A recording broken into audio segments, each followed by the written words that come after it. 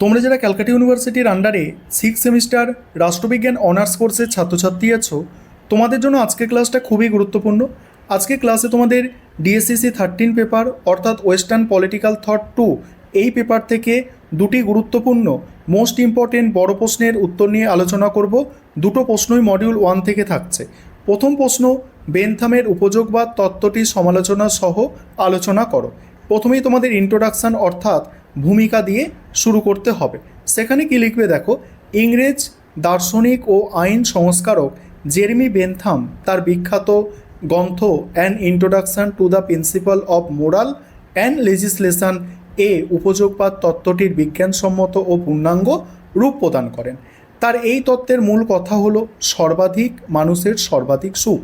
অষ্টাদশ শতাব্দীর শেষ ভাগে রাষ্ট্রের উৎপত্তি ও প্রকৃতি সম্পর্কিত কাল্পনিক তত্ত্বগুলির বিপরীতে উপযোগবাদ একটি বাস্তবসম্মত ও কল্যাণকামী দৃষ্টিভঙ্গি হিসাবে রাষ্ট্রবিজ্ঞানের ইতিহাসে যুগান্তকারী পরিবর্তন এনেছিল। এবার কি বলা হচ্ছে, বেনথামের উপযোগবাদ তত্ত্ব। বেনথামের উপযোগবাদের মূল ভিত্তি হল মানুষের মনস্তাত্ত্বিক ও প্রকৃতিগত বিশ্লেষণ। তার মতে প্রকৃতি মানুষকে দুটি সার্বভৌম শক্তির অধীনে স্থাপন করেছে, সুখ এবং দুঃখ। মানুষ স্বভাবতই সুখ পেতে চায় এবং দুঃখ এড়াতে চায়। বেনথামের কাছে উপযোগবাদ হলো কোনো বস্তুর সেই অন্তর্নিহিত গুণ যা আনন্দ, সুবিধা বা সুখ প্রদান করে এবং দুঃখ, বেদনা, অমঙ্গলকে প্রতিরোধ করে। ব্যক্তিগত স্তরে যা সত্য, রাষ্ট্রীয় বা সামাজিক স্তরেও তা সমানভাবে প্রযোজ্য। তাই রাষ্ট্র বা সরকারের প্রধান লক্ষ্য হওয়া উচিত এমন নীতি প্রণয়ন করা যা সমাজের সংখ্যাগরিষ্ঠ মানুষের সুখ সর্বাধিক মাত্রায় বৃদ্ধি করে। বেনথাম মনে করতেন সুখ দুঃখ কেবল বিমূর্ত অনুভবের বিষয় নয়, একে পরিমাণগতভাবে মাপা সম্ভব। এর জন্য তিনি ফেলিসেপিক ক্যালকুলাস বা সুখ মাপক পদ্ধতি উদ্ভাবন করেন। তিনি সুখের পরিমাপের জন্য 7টি মাপকাঠির কথা বলেন: তীব্রতা, স্থায়িত্ব, নিশ্চয়তা, নৈকট্য, উৎপাদনশীলতা, বিশুদ্ধতা এবং ব্যাপ্তি। বেনথামের মতে মানুষের সমস্ত সুখের মধ্যে কোনো গুণগত পার্থক্য নেই, পার্থক্য কেবল পরিমাণের। তার বিখ্যাত উক্তি, সুখের পরিমাণ সমান হলে পিন ফোটানো খেলা এবং কাব্য পাঠ সমমূল্যের। অর্থাৎ যদি সুখের পরিমাণ সমান হয় তাহলে কি পিন ফোটানো খেলা বা কাব্য পাঠ সেটা একই মূল্যের। রাষ্ট্র আইন এবং অধিকারের প্রকৃতি নির্ধারণে এই উপযোগবাদের গুরুত্ব অপরিসীম। বলছে রাষ্ট্র আইন এবং অধিকারের প্রকৃতি নির্ধারণে এই উপযোগবাদের গুরুত্ব অপরিসীম। বেনথাম রাষ্ট্রকে একটি কৃত্রিম প্রতিষ্ঠান বলে মনে করতেন, যার একমাত্র উদ্দেশ্য হলো ব্যক্তি স্বার্থ ও সামাজিক স্বার্থের মধ্যে সামঞ্জস্য বিধান করে জনকল্যাণ করা। তিনি প্রাকৃতিক অধিকার বা সামাজিক চুক্তির মতবাদকে সম্পূর্ণ নস্যাৎ করে দিয়ে একে অর্থহীন প্রলাপ বলে আখ্যায়িত করেছেন। তার মতে আইন প্রণয়নের একমাত্র মাপকাঠি হওয়া উচিত উপযোগিতা। কোনো আইন ভালো না মন্দ তা বিচার করতে হবে ওই আইন কতজন মানুষের জীবনে কতটা সুখের পরিমাণ বৃদ্ধি করেছে তার নিরিখে। জনকল্যাণ সাধন ব্যর্থ হলে পুরানো আইন বাতিল বা সংস্কার করা রাষ্ট্রের অন্যতম কর্তব্য। তারপরে কি বলা হচ্ছে, ধরা যাক সরকারের কাছে নির্দিষ্ট পরিমাণ উদ্বৃত্ত অর্থ রয়েছে। সেই অর্থ দিয়ে সরকার একটি বিলাসবহুল রাজপ্রাসাদ তৈরি করতে পারে, আবার সাধারণ মানুষের জন্য একটি সরকারি হাসপাতাল নির্মাণ করতে পারে। বেনথামের উপযোগবাদ অনুযায়ী হাসপাতাল নির্মাণই হবে একমাত্র যৌক্তিক সিদ্ধান্ত, কারণ রাজপ্রাসাদ মাত্র কয়েকজন অভিজাত মানুষের সুখ বৃদ্ধি করবে, কিন্তু হাসপাতাল সমাজের বৃহত্তর অংশের মানুষের দুঃখ লাঘব করে সর্বাধিক সুখ নিশ্চিত করবে। তাই এর উপযোগিতা অনেক বেশি।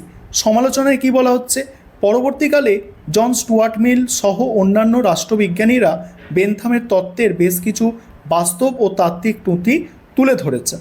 প্রথমত, বেনথাম সুখের কেবল পরিমাণগত দিকের ওপরে জোর দিয়েছেন, গুণগত পার্থক্যকে সম্পূর্ণ অস্বীকার করেছেন। কিন্তু বাস্তবে একজন শিক্ষিত মানুষের বহুদিক আনন্দ এবং একজন সাধারণ মানুষের স্থূল বা দৈহিক আনন্দ কখনোই সমতুল্য হতে পারে না। দ্বিতীয়ত কি, দ্বিতীয়ত, এই তত্ত্বে সর্বাধিক মানুষের কথা বলা হয়েছে। সমাজে অবস্থানকারী সংখ্যালঘুদের অধিকার ও স্বার্থ চরমভাবে উপেক্ষিত হয়েছে। সংখ্যাগরিষ্ঠ মানুষের যুক্তিতে সংখ্যালঘুর ওপর অত্যাচার বা অবিচারকে এই তত্ত্বে পরোক্ষভাবে বৈধতা দিয়ে ফেলে। তৃতীয়ত, বেনথাম প্রস্তাবিত সুখ মাপক পদ্ধতি বা ক্যালকুলাস সম্পূর্ণ অবাস্তব ও কাল্পনিক। মানুষের মনের সুখ বা দুঃখের অনুভূতি সম্পূর্ণ মনস্তাত্ত্বিক ও ব্যক্তিনির্ভর বিষয়। একে গাণিতিক নিয়মে বা কোনো বাহ্যিক মানদণ্ড দিয়ে নিখুঁতভাবে মাপা কোনোভাবেই সম্ভব নয়। উপসংহার: নানা সমালোচনা থাকার সত্ত্বেও রাষ্ট্রবিজ্ঞানের ইতিহাসে বেনথামের অবদান অনস্বীকার্য। এবার তোমরা উপসংহারটা একটু দেখে নাও, আমি পরের প্রশ্নের উত্তর নিয়ে আলোচনা করছি। তার আগে একটা বিষয় তোমাদের বলার আছে, তোমাদের জন্য অনলাইন কোচিং ক্লাস চলছে। তোমরা যদি কেউ পেড ব্যাচে অ্যাডমিশন নিতে ইচ্ছুক থাকো বা স্টাডি মেটেরিয়াল পারচেস করতে চাও, অর্থাৎ পিডিএফ নোটস কিনতে চাও, তাহলে তোমরা স্ক্রিনে দেওয়া নম্বরে যোগাযোগ করতে পারো। এবার এই প্রশ্নের উত্তরটা তোমরা দেখো। প্রশ্নটা কী আছে? জন স্টুয়ার্ট মিলের প্রতিনিধিত্বমূলক সরকারের ধারণাটি বিস্তারিত আলোচনা করো। জন স্টুয়ার্ট মিলের কি প্রতিনিধিত্বমূলক সরকারের ধারণা? প্রথমেই ইন্ট্রোডাকশন অর্থাৎ ভূমিকা। ঊনবিংশ শতাব্দীর অন্যতম শ্রেষ্ঠ উদারনীতিবাদী চিন্তাবিদ জন স্টুয়ার্ট মিল তার বিখ্যাত গ্রন্থ কনসিডারেন্স অন রিপ্রেজেন্টেটিভ গভর্নমেন্ট এ প্রতিনিধিত্বমূলক সরকার সম্পর্কে তার সুচিন্তিত মতামত তুলে ধরেছেন। মিলের মতে একটি আদর্শ সরকার হলো সেই সরকার যেখানে সমগ্র জনগণ বা তাদের একটি বড় অংশ পর্যায়ক্রমিক নির্বাচনের মাধ্যমে তাদের প্রতিনিধিদের দ্বারা সর্বোচ্চ নিয়ন্ত্রণ ক্ষমতা প্রয়োগ করে। আর এই ব্যবস্থায় নাগরিকদের কেবল শাসনকার্যে অংশগ্রহণই নিশ্চিত হয় না, বরং তাদের নৈতিক ও বুদ্ধিভিত্তিক বিকাশ ঘটে। তারপরে কি বলা হচ্ছে? মিলের প্রতিনিধিত্বমূলক সরকারের মূল বৈশিষ্ট্যসমূহ। প্রথম হচ্ছে আদর্শ শাসন ব্যবস্থা ও নাগরিকদের সক্রিয় অংশগ্রহণ। মিলের মতে প্রতিনিধিত্বমূলক সরকার হলো সর্বোত্তম শাসন ব্যবস্থা, কারণ এই ব্যবস্থা একদিকে যেমন স্বৈরাচারকে প্রতিহত করে নাগরিকদের স্বাধীনতা রক্ষা করে, অন্যদিকে তেমনি রাজনৈতিক শিক্ষাদানের মাধ্যমে তাদের সক্রিয় ও দায়িত্বশীল করে তোলে। তিনি গভীরভাবে বিশ্বাস করতেন যে রাষ্ট্র পরিচালনার কাজে সাধারণ মানুষের অংশগ্রহণ তাদের মধ্যে সংকীর্ণ স্বার্থের ঊর্ধ্বে উঠে দেশপ্রেম ও সামাজিক দায়িত্ববোধ জাগ্রত করে, যা একটি সুস্থ উন্নত সমাজের জন্য অপরিহার্য। তারপরে কি বলা হচ্ছে? শিক্ষাগত যোগ্যতার ভিত্তিতে ভোটাধিকার বা বহু ভোট ব্যবস্থা। এখানে কি বলা হচ্ছে দেখো, এখানে বলা হচ্ছে যে গণতন্ত্রে সংখ্যাগরিষ্ঠের স্বৈরাচার এবং অজ্ঞদের শাসনের আশঙ্কা থেকে মুক্ত হওয়ার জন্য মিল বহু ভোট বা প্লুরাল ভোটিং ব্যবস্থার প্রস্তাব করেন। তার মতে নিরক্ষর ও অজ্ঞ ব্যক্তিদের তুলনায় শিক্ষিত, জ্ঞানী এবং দক্ষ ব্যক্তিদের ভোটাধিকারের মূল্য বেশি হওয়া উচিত। তিনি সর্বজনীন ভোটাধিকারের নীতিকে নীতিগতভাবে সমর্থন করলেও অশিক্ষিতদের হাতে সমান রাজনৈতিক ক্ষমতা ছেড়ে দেওয়ার পক্ষপাতী ছিলেন না। তাই তিনি শিক্ষাগত যোগ্যতার ভিত্তিতে উচ্চশিক্ষিত নাগরিকদের একাধিক ভোটদানের অধিকার প্রদানের কথা বলেছে, যাতে শাসন ব্যবস্থায় মেধার প্রাধান্য বজায় থাকে। তারপরে কি বলা হচ্ছে? সংখ্যালঘুদের প্রতিনিধিত্ব ও আনুপাতিক ভোটাধিকার। প্রতিনিধিত্বমূলক সরকার যাতে কেবল সংখ্যাগরিষ্ঠের একাধিপত্যের সরকারে পরিণত না হয়, সেদিকে মিল বিশেষ দৃষ্টি দিয়েছে। টমাস হেয়ার এর আনুপাতিক প্রতিনিধিত্ব ব্যবস্থার দ্বারা টমাস হেয়ারের আনুপাতিক প্রতিনিধিত্ব ব্যবস্থার দ্বারা গভীরভাবে প্রভাবিত হয়ে মিল সংখ্যালঘুদের রাজনৈতিক স্বার্থ রক্ষার কথা বলেছেন। তার মতে সংসদে সমাজের প্রতিটি অংশের এবং ভিন্ন মতাবলম্বীদের সঠিক প্রতিনিধিত্ব থাকা প্রয়োজন।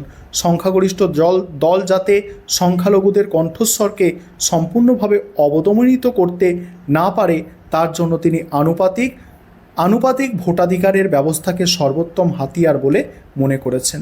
তারপরে কি বলা হচ্ছে? আইনসভার সুনির্দিষ্ট ভূমিকা ও নারী ভোটাধিকার। মিলের মতে আইনসভার মূল কাজ হবে জাতির দর্পণ হিসাবে কাজ করা। আইনসভা স্বাধীনভাবে জাতীয় সমস্যা নিয়ে আলোচনা করবে, সরকারি কাজের সমালোচনা করবে এবং জনগণের অভাব অভিযোগ তুলে ধরবে। দৈনন্দিন শাসনকার্য পরিচালনা বা আইন প্রণয়নের খুঁটিনাটি কাজ আইনসভার সাধারণ সদস্যদের নয়, বরং তা বিশেষজ্ঞ এবং দক্ষ প্রশাসকদের দ্বারা সম্পন্ন হওয়া উচিত। এছাড়া মিল তার সময়ে প্রচলিত রক্ষণশীল ধারণার বিপরীতে গিয়ে নারীর ভোটাধিকারের জোরালো সমর্থন করেন। তিনি মনে করেন রাজনৈতিক অধিকারে লিঙ্গ বৈষম্য গভীরভাবে অগণতান্ত্রিক এবং সমাজের অর্ধেক অংশকে বাদ দিয়ে এটি প্রকৃত প্রতিনিধিত্বমূলক সরকার গঠিত হতে পারে না। এবার সমালোচনায় কি বলা হচ্ছে দেখো, সমালোচনায় বলা হচ্ছে যে মিলের এই তত্ত্ব রাষ্ট্রবিজ্ঞানীদের দ্বারা বিভিন্ন দিক থেকে সমালোচিত হয়েছে। প্রথমত, মিল বহু ভোট ব্যবস্থার তীব্র অগণতান্ত্রিক এবং অভিজাততান্ত্রিক। এটি আধুনিক গণতন্ত্রের মৌলিক সাম্যনীতির পরিপন্থী, কারণ এখানে শিক্ষিত ও ধনীদের বিশেষ রাজনৈতিক সুবিধা প্রদান করা হয়েছে।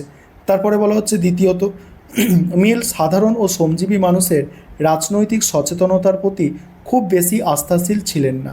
সংখ্যাগরিষ্ঠের শাসনকে তিনি যেভাবে স্বৈরাচার হিসাবে ভয় পেয়েছেন তা আধুনিক কল্যাণকামী গণতান্ত্রিক ব্যবস্থায় সর্বদা বাস্তবসম্মত নয়। তৃতীয়ত বলা হচ্ছে সংখ্যালঘুদের জন্য তিনি যে আনুপাতিক প্রতিনিধিত্বের জটিল কাঠামোর কথা বলেছেন তা সাধারণ এবং অল্প শিক্ষিত ভোটারদের কাছে প্রায় বোধগম্য নয়, যা নির্বাচন প্রক্রিয়ার বাস্তবায়নের ক্ষেত্রে গভীর সমস্যা তৈরি করে। উপসংহার: পরিশেষে বলা যায়, মিলের প্রতিনিধিত্বমূলক সরকারের ধারণায় কিছু ত্রুটি বা স্ববিরোধিতা থাকলেও আধুনিক উদারনৈতিক গণতন্ত্রের বিকাশে তার অবদান অনস্বীকার্য। তিনি প্রথম গভীরভাবে উপলব্ধি করেছিলেন যে নিছক সংখ্যাগরিষ্ঠের শাসনই গণতন্ত্রের শেষ কথা নয়, বরং সংখ্যালঘুদের অধিকার রক্ষা, আইনের শাসন এবং নাগরিকদের সক্রিয় রাজনৈতিক অংশগ্রহণ হল প্রকৃত গণতন্ত্রের মূল ভিত্তি। এই ছিল তোমাদের দুটি মোস্ট ইম্পর্টেন্ট বড় প্রশ্নের উত্তর।